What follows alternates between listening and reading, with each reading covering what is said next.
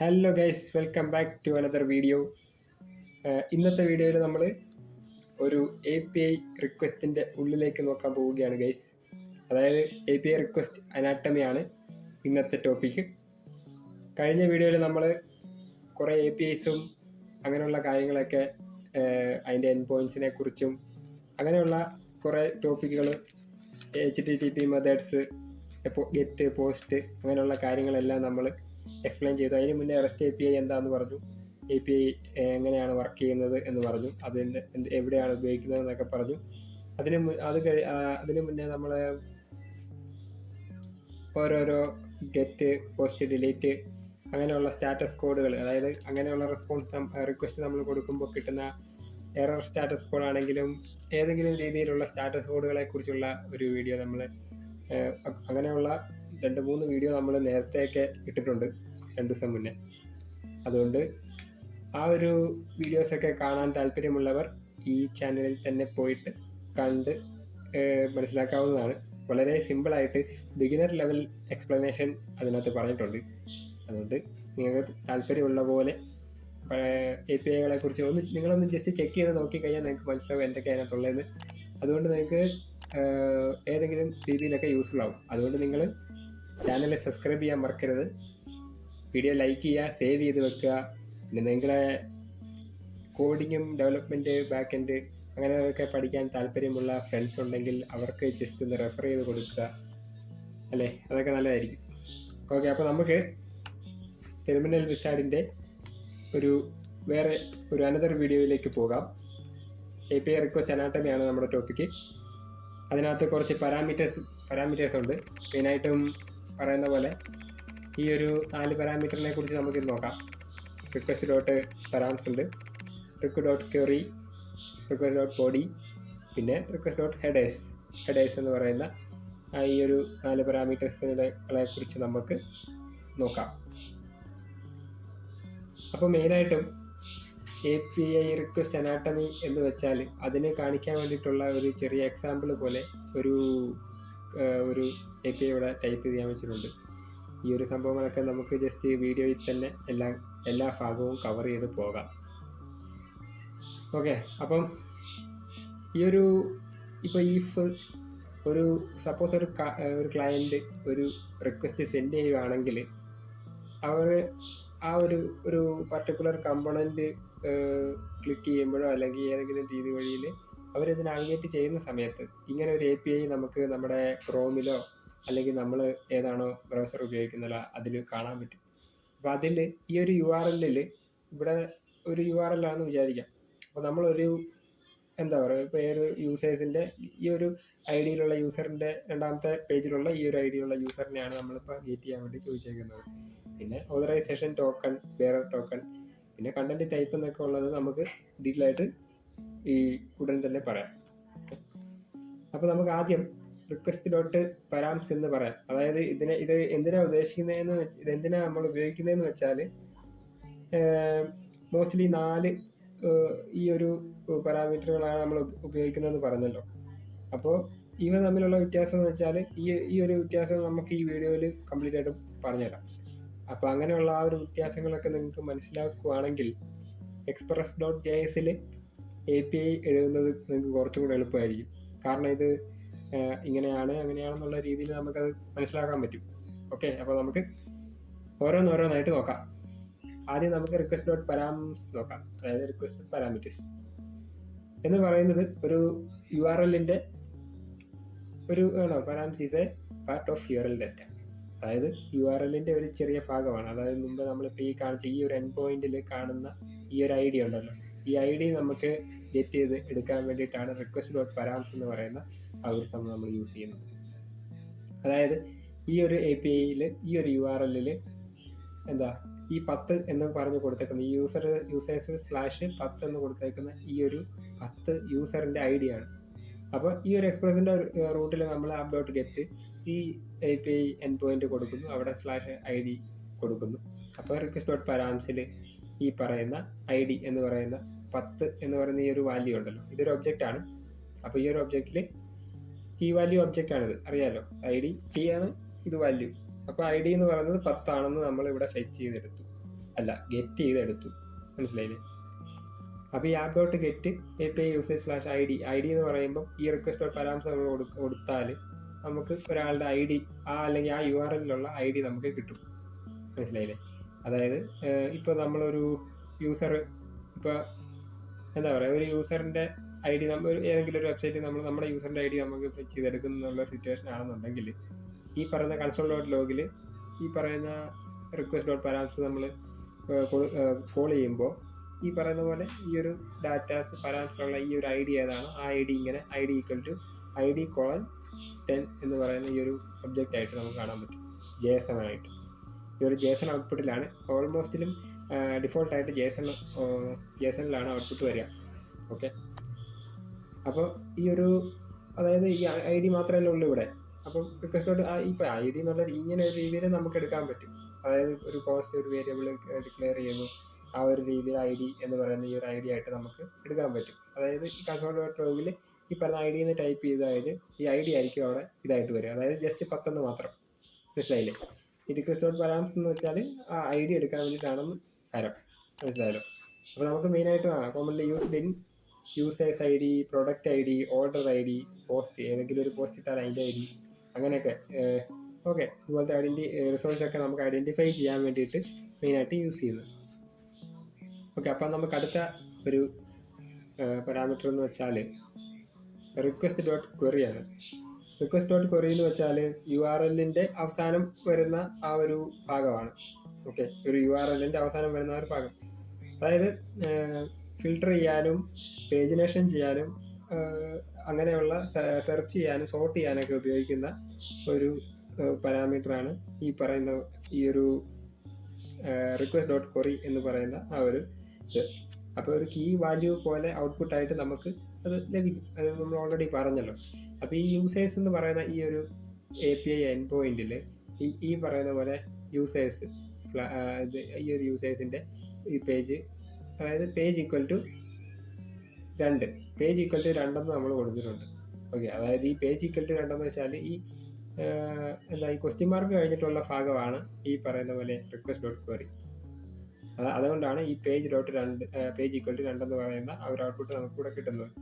അതായത് നമ്മൾ ഈ ഒരു യൂസറിൻ്റെ അതായത് ഇപ്പോൾ രണ്ടാമത്തെ പേജിലുള്ള ഈ ഒരു യൂസറിനെയാണ് നമ്മളിപ്പോൾ സ്ക്രീനിൽ കാണിക്കുന്നത്, അല്ലെങ്കിൽ നമുക്ക് ആ ഒരു രണ്ടാമത്തെ പേജിലുള്ള യൂസേഴ്സിനാണ് നമുക്ക് വേണ്ടത്.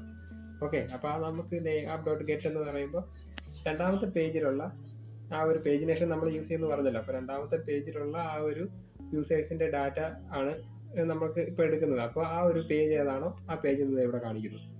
ഓക്കെ, അപ്പോൾ ഈ മുമ്പേ പറഞ്ഞ പോലെ തന്നെ ഒരു വേരിയബിൾ ഡിക്ലെയർ ചെയ്താൽ പേജ് എന്ന് പറയുന്ന ആ ഒരു സിറ്റുവേഷനിൽ request dot query dot page എന്ന് പറഞ്ഞാൽ കൺസോൾ ഡോട്ട് ലോഗിൽ പേജ് എന്ന് പറയുന്നത് പ്രിൻ്റ് ആയി വരും. ഔട്ട്പുട്ട് 2 മാത്രം. ഇതുപോലെ JSON ആയിട്ട് വരേണ്ട ആവശ്യമില്ല. മനസ്സിലായോ?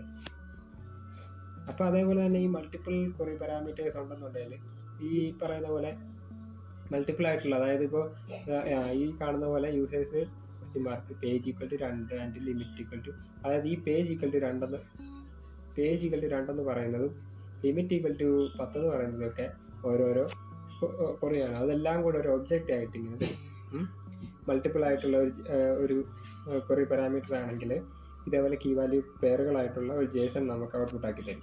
അതായത് നമ്മൾ റിക്വസ്റ്റിൽ നമ്മൾ എന്താണോ ഗെറ്റ് ചെയ്യാൻ പറയുന്നത് ആ സാധനം നമുക്കവിടെ ഇതായിട്ട് വരും. Normally used for pagination, search ചെയ്യാനും സോർട്ട് ചെയ്യാനും ഫിൽട്ടർ ചെയ്യാനൊക്കെയാണ് നമ്മൾ മെയിനായിട്ട് ഈ പറയുന്ന പോലെ റിക്വസ്റ്റ് ഡോട്ട് ക്വറി എന്ന് പറയുന്ന ആ ഒരു ഉപയോഗിക്കുന്നത്. ഓക്കെ, അപ്പോൾ അടുത്തത് റിക്വസ്റ്റ് ഡോട്ട് ബോഡിയാണ്, മൂന്നാമത്തത്.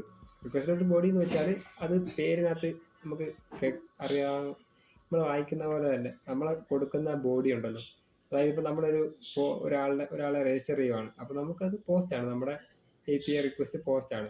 അപ്പം ഈ ഒരു റിക്വസ്റ്റിൽ നമ്മൾ ഒരാളുടെ പേരും ഒരാളുടെ ഇമെയിൽ ID നമ്മൾ കൊടുത്ത് രജിസ്റ്റർ ചെയ്യുന്നു, പോസ്റ്റ് ചെയ്യുന്നു. അങ്ങനെ റിലേറ്റഡ് ആയിട്ടുള്ള കാര്യങ്ങൾ ചെയ്യുമ്പോൾ നമുക്ക് ഈ റിക്വസ്റ്റ് ഡോട്ട് ബോഡി എന്ന് പറയുന്ന കൺസോൾ ഡോട്ട് ലോഗിൽ പ്രിൻറ്റ് ചെയ്യണം എന്നുണ്ടെങ്കിൽ ഈ നമ്മൾ കൊടുക്കുന്ന ആ ഒരു ആളുടെ പേരായിരിക്കും, അല്ലെങ്കിൽ ആ ഒരു നമ്മൾ കൊടുക്കുന്ന ആ ഒരു ഡീറ്റെയിൽ ആയിരിക്കും അവിടെ പ്രിൻ്റ് ആയിട്ട് വരിക. മനസ്സിലായില്ലേ? അത് സിമ്പിളാണ്. ഏറ്റവും സിമ്പിളായിട്ടുള്ള ഒരു റിക്വസ്റ്റ് ഇതാണ് ഈ പറയുന്ന പോലത്തെ റിക്വസ്റ്റ് ഡോട്ട് ബോഡി എന്ന് പറയുന്നത്. ഓക്കെ. അപ്പോൾ കൺസോൾ ഡോട്ട് ലോഗിൽ റിക്വസ്റ്റഡ് ബോഡി നമ്മൾ കൺസോൾ ഡോട്ട് ലോഗിൽ പ്രിൻറ്റ് ചെയ്യണമെന്നുണ്ടെങ്കിൽ ഇതേപോലെ നമ്മൾ കൊടുത്തു കഴിഞ്ഞാൽ ഈ പറയുന്ന പോലെ ഒരു JSON അറേ ആയിട്ട് സിറ്റുവേഷൻ ഇങ്ങനെ കാണിക്കും. ഓക്കെ, നമ്മൾ കൺസോൾ ഡോട്ട് ലോഗിൽ ക്രോമിലൊക്കെ F12 അടിച്ചു കഴിഞ്ഞാൽ ഈ പറയുന്ന കൺസോൾ ഡോട്ട് ലോഗിലോട്ട് നമുക്ക് പോകാൻ പറ്റും. ഓക്കെ, ക്രോം എക്സ്റ്റൻഷൻസും ബാക്കി അങ്ങനെ പറയുന്ന റിലേറ്റഡ് ആയിട്ടുള്ള കാര്യങ്ങളൊക്കെ നമുക്ക് വേറൊരു വീഡിയോയിൽ ഡീറ്റെയിൽ ആയിട്ട് പറഞ്ഞുതരാം. ഓക്കെ, ഇതിപ്പോൾ വളരെ വളരെ വളരെ ബിഗിനർ ആയിട്ടുള്ള ഒരു സിറ്റുവേഷൻ തൊട്ടാണ് പറഞ്ഞു വരുന്നത്. ഈ ഒരു ഫ്ലോയ്ക്ക് അങ്ങ് പോട്ടെ, നമുക്ക് ഇടയ്ക്കിടയ്ക്ക് പറയാം. അടുത്തത് ഏറ്റവും ലാസ്റ്റത്തത് ഫൈനലായിട്ടുള്ളത് ഹെഡേഴ്സ് ആണ്, റിക്വസ്റ്റ് ഡോട്ട് ഹെഡേഴ്സ്. അതായത് ഈ ഒരു JSON ഇതിപ്പോൾ ഒരു JSON ഡാറ്റയാണ് നമ്മൾ, അല്ലെങ്കിൽ ഇതൊരു ഹെഡറാണ്. ഓക്കെ, ഈ ഒരു ഹെഡറിൽ നമ്മൾ ഓതറൈസേഷൻ ടോക്കൺ, അതായത് നമ്മളെ ബിയറർ ടോക്കൺ ഉണ്ടല്ലോ, നമ്മൾ ബിയറർ ടോക്കൺ എങ്ങനെയാണ് കിട്ടുന്നതെന്നൊക്കെ ഓൾറെഡി പറഞ്ഞിട്ടുണ്ട്. ഇല്ലെങ്കിൽ വേറെ നമുക്കൊരു വീഡിയോയിൽ നമുക്ക് ഓൾറെഡി പറയാം, അല്ല ഇനി നമുക്ക് പറയാം. ഓക്കെ, അപ്പോൾ ഓതറൈസേഷൻ ബിയറർ ടോക്കൺ, ഇവിടെ ഒരു ടോക്കൺ ഉണ്ട്. ഓക്കെ, ഈ ഒരു ടോക്കൺ നമ്മൾ കൊടുക്കുന്നത് ഈ യൂസറാണെന്ന് ഐഡൻറ്റിഫൈ ചെയ്യാൻ വേണ്ടിയിട്ടാണ്. ഈ യൂസറിന് പർട്ടിക്കുലർ ആയിട്ടുള്ള ഒരു ഐഡൻറ്റിറ്റി ഉണ്ട്, അതാണ് ഈ പറയുന്ന ടോക്കൺ. ഈ ഒരു ടോക്കൺ ഉണ്ടെങ്കിൽ ഓതറൈസേഷനാണ്. നമ്മൾ രണ്ടാമത്തെ വീഡിയോയിൽ HTTP എറേഴ്സ് കാണിച്ച വീഡിയോയിൽ, സ്റ്റാറ്റസ് കാണിക്കുന്ന വീഡിയോയിൽ ഈ 401 അൺഓതറൈസ്ഡ് എന്നൊക്കെ പറഞ്ഞ് നമ്മൾ കണ്ടില്ലായിരുന്നു. അത് ഇതുപോലെ ഒരു ടോക്കൺ കൊടുത്താലേ ഉള്ളൂ അൺഓതറൈസ്ഡ് മാറിയിട്ട് ഓതറൈസ്ഡ് ആകത്തുള്ളൂ. മനസ്സിലായില്ലേ? നമ്മളത് ഡീറ്റെയിൽ ആയിട്ട് ആ വീഡിയോക്കകത്ത് പറഞ്ഞിട്ടുണ്ടായിരുന്നു, നിങ്ങൾക്ക് ചെക്ക് ചെയ്ത് നോക്കാം. ഓക്കെ, ഓതറൈസേഷൻ എന്ന് പറയുന്ന ഈ ഒരു ടോക്കൺ നമ്മൾ ഹെഡറായിട്ട് കൊടുക്കുന്നു. കണ്ടന്റ് ടൈപ്പ്, ഇതിപ്പോൾ നമ്മൾ തണ്ടർ ക്ലയൻറ്റിൽ ഈ സെയിം സാധനം നമ്മൾ ചെയ്ത് നോക്കിയാണ്. ഓക്കെ, ഈ കണ്ടന്റ് ടൈപ്പ് തണ്ടർ ക്ലയൻറ്റിൻ്റെ വീഡിയോയിൽ ഈ ഇതെല്ലാം ഡീറ്റെയിൽ ആയിട്ട് ക്ലിയർ ആയിട്ട് പറഞ്ഞിട്ടുണ്ട്. ഓക്കെ, അപ്പോൾ ജസ്റ്റ് ഇതിനകത്തും ഒന്ന് മൊത്തത്തിലൊന്ന് പറഞ്ഞു പോകാം. ഓക്കെ, ഓതറൈസേഷൻ എന്ന് പറയുന്നത് ഒരു ടോക്കണാണ്. ഒരു യൂസറിൻ്റെ ID അല്ലെങ്കിൽ ആ ഒരു യൂസറിനെ ഐഡൻറ്റിഫൈ ചെയ്യാൻ വേണ്ടിയിട്ട്, സെർവറിനെ ഐഡൻറ്റിഫൈ ചെയ്യാൻ വേണ്ടിയിട്ട് നമ്മൾ കൊടുക്കുന്ന ഒരു ഡാറ്റയാണ് ഈ പറയുന്ന ടോക്കൺ എന്ന് പറയുന്നത്. കണ്ടന്റ് ടൈപ്പ് application/JSON, അതായത് നമ്മൾ അയക്കുന്ന ഡാറ്റ JSON ഫോർമാറ്റിലാണ് അയക്കുന്നതെന്നാണ് അവരോട് പറഞ്ഞു കൊടുക്കുന്നത് സെർവർ ബാക്കെൻഡിനുള്ളിൽ. ഓക്കെ, അപ്പോൾ തിരിച്ചു വരും നമ്മൾ ഔട്ട്പുട്ട് കിട്ടേണ്ട സിറ്റുവേഷൻ, ഔട്ട്പുട്ട് കിട്ടേണ്ടത് ഡിഫോൾട്ടായിട്ട് JSON-ലായിരിക്കും വരിക. എന്നാലും നമ്മൾ പറഞ്ഞു കൊടുക്കും ഏത് JSON-ആയിട്ട് എനിക്ക് JSON-ആയിട്ട് വേണം ഡാറ്റ എന്ന് നമ്മൾ പറയും. ഓക്കെ, അപ്പോൾ അങ്ങനെ പറഞ്ഞു കൊടുക്കുന്ന ഒരു സിറ്റുവേഷനാണ് ഇത്. അപ്പോൾ ഈ റിക്വസ്റ്റ് ഡോട്ട് ഹെഡേഴ്സ് എന്ന് പറയുന്നത് എന്താ, മെയിനായിട്ട് ഈ നമ്മുടെ അപ്ലോഡ് ഗെറ്റിൽ ഈ ഗെറ്റ് ചെയ്യുന്ന ഫംഗ്ഷൻ, ഈ ഗെറ്റ് ചെയ്യുന്ന എന്താണോ അത് നമുക്ക് അവിടെ പ്രിൻ്റ് ആയിട്ട് വരും. അതായത് നമ്മുടെ ടോക്കണോ അല്ലെങ്കിൽ അതിൻ്റെ കണ്ടന്റ് ടൈപ്പ് അല്ലെങ്കിൽ എന്തെങ്കിലും പാസ്വേഡ് എന്തെങ്കിലും ഒരു കീ, അങ്ങനെ എന്തെങ്കിലും അറിയുന്നുണ്ടോ, എന്തെങ്കിലും JWT ടോക്കൺ അല്ലെങ്കിൽ ഒതൻറ്റിക്കേഷൻ റിലേറ്റഡ് ആയിട്ടുള്ള കാര്യങ്ങൾ, കണ്ടന്റ് ടൈപ്പിന് റിലേറ്റഡ് ആയിട്ടുള്ള കാര്യങ്ങൾ, ലാംഗ്വേജ് API കീസ്, ഈ കീസും ഇങ്ങനെയുള്ള കാര്യങ്ങളൊക്കെ നമ്മൾ കൊടുക്കുന്നുണ്ടെങ്കിൽ നമുക്കത് അതെല്ലാം പ്രിൻ്റായിട്ട് കാണിക്കാൻ വേണ്ടിയിട്ടാണ് റിക്വസ്റ്റ് ഡോട്ട് ഹെഡേഴ്സ് എന്ന് പറയുന്ന ഈ ഒരു സംഭവം നമ്മൾ യൂസ് ചെയ്യുന്നത്. ഓക്കെ, അപ്പം ഇതാണ് നമ്മൾ മെയിൻലി യൂസ് ചെയ്യുന്ന 4, അതായത് API റിക്വസ്റ്റ് അനാട്ടമിയിൽ ടോപ്പിക്കായിട്ട് വരുന്ന ആ ഒരു അനാട്ടമിയിൽ മെയിനായിട്ടുള്ള 4 കണ്ടൻ്റാണ് ഈ പറയുന്ന ഈ റിക്വസ്റ്റ് ഡോട്ട് പാരാംസ് ഉണ്ട്, റിക്വസ്റ്റ് ഡോട്ട് ക്വറി ഉണ്ട്, റിക്വസ്റ്റ് ഡോട്ട് ബോഡി ഉണ്ട്, റിക്വസ്റ്റ് ഡോട്ട് ഹെഡേഴ്സ് ഉണ്ട്. അതായത് ഈ ഈ പറയുന്ന റെസ്പോൺസ് സെൻഡ്, അതായത് ഇതെല്ലാം വർക്കിംഗ് ആണെന്നുണ്ടെങ്കിൽ ഡൺ എന്നും പറയുന്ന ഒരു മെസ്സേജ് നമുക്ക് ക്ലയൻറ്റിലോട്ട് അയച്ചു കൊടുക്കണം എന്നാണ് ഈ പറയുന്നത്. നമുക്കിവിടെ ഡൺ എന്ന് എഴുതി കാണിക്കും.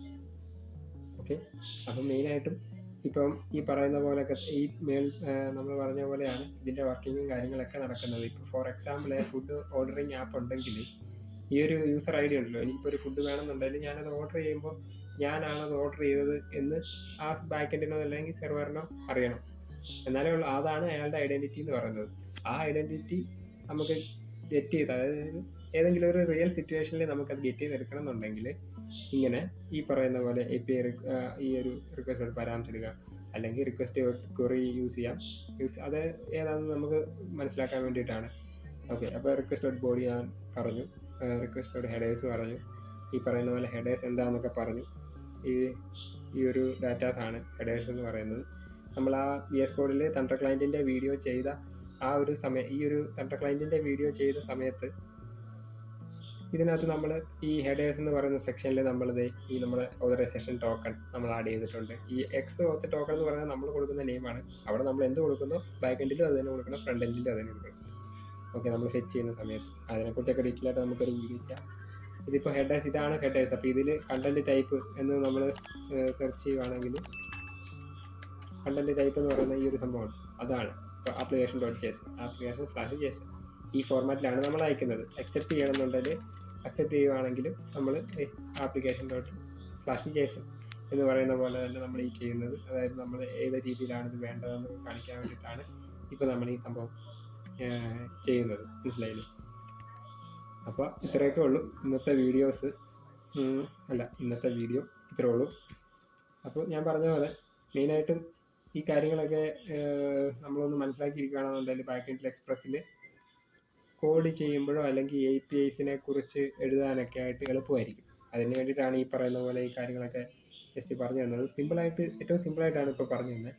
ഇതിൽ വലിയ കോംപ്ലിക്കേറ്റഡ് ആയിട്ട് ചിന്തിക്കാനുള്ള കാര്യമൊന്നുമില്ല. ഇനി എന്തെങ്കിലും ജസ്റ്റ് മനസ്സിലാവാതെ ഉണ്ടെങ്കിൽ ആ ഒരു പാർട്ട് മാത്രം, അതിൻ്റെ ഒരു കുറച്ച് മുന്നേ തൊട്ടുള്ള ആ പാർട്ട് തൊട്ടും ഒന്നുകൂടെ കണ്ടു കഴിഞ്ഞാൽ നിങ്ങൾക്കത് മനസ്സിലാവും, സിമ്പിളായിട്ട് മനസ്സിലാവും. ഓക്കെ, അപ്പോൾ ഇനി അടുത്ത വീഡിയോ നമ്മൾ ഇപ്പോൾ നമ്മൾ കുറേ എല്ലാ വീഡിയോസിലും പറയുന്നുണ്ട് ഇതിപ്പോൾ accept.content ടൈപ്പ് ജേസണിലായിട്ട് അയക്കണം, അക്സെപ്റ്റ് ചെയ്യുന്നത് ജേസണിലായിട്ട് വേണം എന്നൊക്കെ നമ്മൾ പറയുന്നുണ്ട്. അപ്പോൾ ഈ അടുത്ത വീഡിയോ എന്ന് പറയുന്നത് ജേസൺ എന്താണ് എന്നുള്ള രീതിയിൽ എന്നുള്ള വീഡിയോ ആയിരിക്കും അടുത്തായിട്ട് വരാൻ പോകുന്നത്.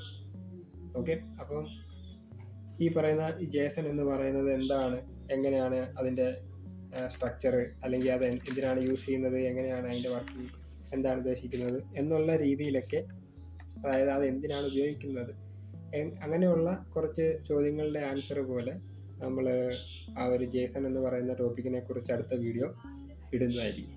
ഓക്കെ, അപ്പോൾ എന്താ പറയുക, ഇന്നത്തേക്കുള്ള വീഡിയോ ഇത്രയേ ഉള്ളൂ.